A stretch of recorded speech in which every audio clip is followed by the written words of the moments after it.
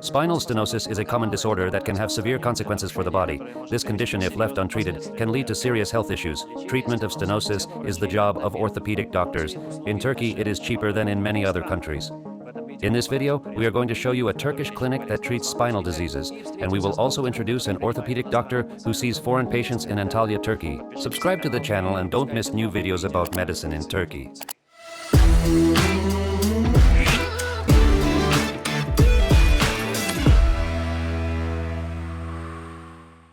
The Healthy Turkey company, whose logo you just saw, helps foreigners get treatment in Turkey. The cases can be the most complicated. Problems in the spinal cord area require the work of experienced doctors in a well-equipped hospital. Spinal stenosis is a narrowing within the spinal column. It leads to compression of the nerves and vascular structures of the spinal cord. Because of this, the entire nervous system suffers, which causes disruption of the functioning of various organs. Over time, the disease can lead to serious disability and, in severe cases, to death. Stenosis typically arises with increasing age. An older age group will exhibit a higher incidence of this condition. For example, among 50-year-olds, spinal stenosis is found in about a third of those observed. Symptoms may comprise a decrease in stride length during walking, pain in the lower back and hips, as well as numbness or a tingling sensation in the legs. Dr. Omer Bozduman, an orthopedic surgeon specializing in spinal surgery. He has authored many publications and holds degrees from 2 universities. He has also taught at 2 others and has worked in various cities across Turkey. He sees patients for Healthy Turkey at an international hospital in Antalya. When symptoms of spinal stenosis worsen, it suggests that treatment is necessary. MRI scans provide an objective evaluation of how narrowed the canal is. Treatment may involve some non-surgical conservative methods, such as physical therapy and braces to stabilize the spine. We can also use some injections. In severe cases, minimally invasive surgical techniques are used. Some patients may require non-instrumental surgery or extensive open surgery. Doctors make their decision based on each patient's individual needs. We evaluate the severity of stenosis using objective measures, such as asking if the patient can walk 500 meters without stopping. We do this to objectively assess the benefits that surgery may provide. You see, if you ask the patient how much pain they are in, that will be a subjective evaluation. However, whether they can walk 500 meters is an objective measure. We evaluate the patient's condition based on such indicators. In addition, MRI scans, X-rays, and tomography aid in the diagnosis and evaluation of the disease's progression, allowing for a comprehensive assessment. If we see problems that pose a risk to life, such as neurological issues or compression of internal organs, then we immediately begin treatment. Spinal canal stenosis is the compression of nerves in the spinal column. The canal can be simply represented as a circle. On one side, it is bounded by the spinal discs and large vertebrae, while on the other side, it is the area where joints and other bony structures connect. Inside these structures are ligaments that protect the spine. Surrounding all of this are nerve fibers.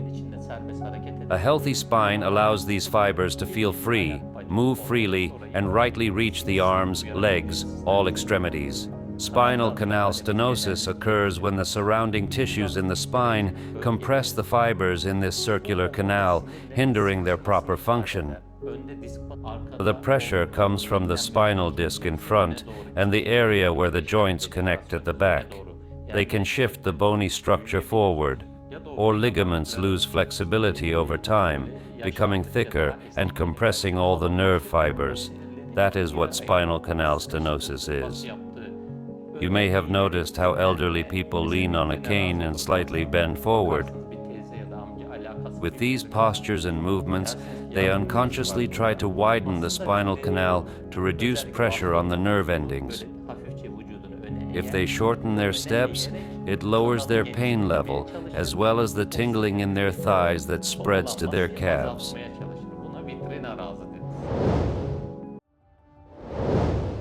What technologies do you use for diagnosis before prescribing treatment? We can assess the situation using MRI scans. In most cases, the diagnosis in the spinal canal system is done using MRI, which accounts for a majority of around 99%. We also use tomography, especially if we observe instability of the patient's spine. Sometimes we rely solely on tomography when MRI is contraindicated for the patient. And it also allows us to see bone growths or inner canal compression. An X-ray may also be needed in addition to computer tomography and MRI, but the most important thing is MRI. Not everyone needs surgery with screws in or bone adjustments. So, what can be done? Sometimes we can prescribe a muscle relaxant cream, painkillers, or anti-edema medications. Stretching the affected area with physical therapy can create the space needed for movement. If there is some sort of instability in the spine, we can use a steel or soft brace to help alleviate pain. During this period, the patient must be under observation, and only if the clinical condition deteriorates, and if we clearly see it in the images, then we can propose surgical intervention. Imagine someone whose throat is being constricted. Initially, the grip is gentle, but it gradually tightens. The issue is the compression itself. To eliminate it, we should do something. Therefore, we need to open or move the part of the spine that is pressing on the spinal cord, especially at the back. For some patients, we should install screws or metal rods. We perform this procedure to induce instability in the spine, mainly when there is an urgent need for decompression. This precautionary measure is taken to prioritize the patient's well-being. The choice of methods depends on the available data. We have many elderly patients with issues like osteosclerosis, instability, and other conditions. Surgery can be problematic for them as they are already in poor clinical condition. Then we discuss options with the patient and find methods that will partially alleviate their condition. Additionally, there are now innovative methods available, such as the treatment with stem cells. Their effectiveness is not yet fully proven, but there are known good results. This treatment can be applied, for example, in cases of nerve or spinal cord damage. But first, we must explain it to the patient openly and obtain consent for this experimental approach. This new method shows us that, perhaps in the future, we will gradually shift to more biological treatment methods. You can watch videos about other types of orthopedic care in Turkey in the playlist linked here. There, we meet various orthopedic doctors and talk about how Turkish medicine can help patients from abroad. We choose the doctors for interviews carefully. They are always skilled professionals, so do watch and listen to them. These are the doctors that Healthy Turkey recommends dealing with after a thorough check of each specialist's reputation, for we know they are trustworthy. The process of choosing doctors is done professionally, as Healthy Turkey has certified medical staff who really understand the peculiarities of the Turkish healthcare system. After a person submits a request for treatment in Turkey, we, the coordinating doctors of Healthy Turkey, select the best clinic and doctor for them based on their diagnosis, wishes, and needs. As practicing Turkish doctors, we know exactly how to do this as correctly, quickly, and effectively as possible.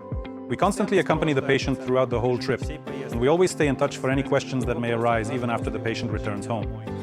We also talk a lot about our work on our Instagram account. You can subscribe to our Instagram via the link or QR code to get to know us better and, of course, to understand how our company works in general.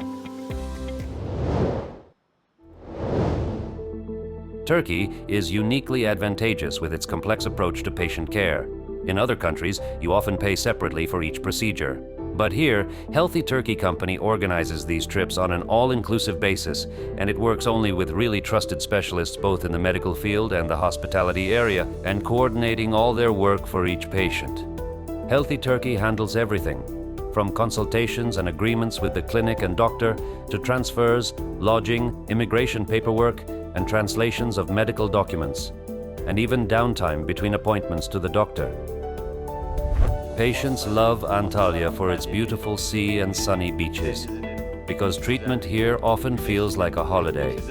Some patients know we can offer various medical procedures but come to us just for orthopedic checkups. For example, a young woman might visit us here only to ask us and find out why her back hurts. An increasing number of patients are experiencing this trend as the tourism industry in Antalya continues to thrive and the healthcare infrastructure is growing.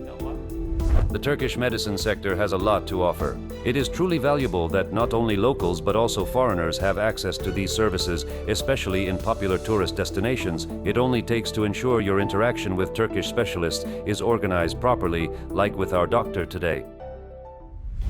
The company's website is on your screen. There you'll find lots of information about other medical help for foreigners in Turkey. Don't hesitate to call with questions on this phone number. All popular messengers work. It is truly valuable that not only locals but also foreigners have access to these services, especially in popular tourist destinations.